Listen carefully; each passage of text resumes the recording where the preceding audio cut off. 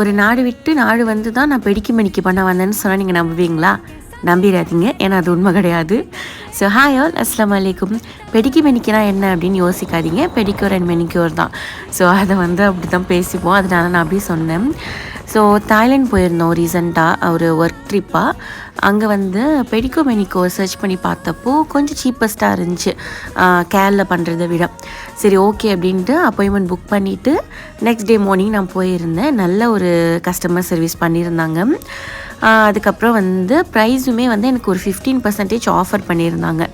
So discount போக மலேசியாவில் பண்ணுறதை விட ஒரு 30-40 ரிங்கிட் கம்மியாக தான் இருந்துச்சு. ஆனால் ஃபினிஷிங் எனக்கு வந்து மலேசியாவில் அளவுக்கு எனக்கு அந்தளவுக்கு தெரியல.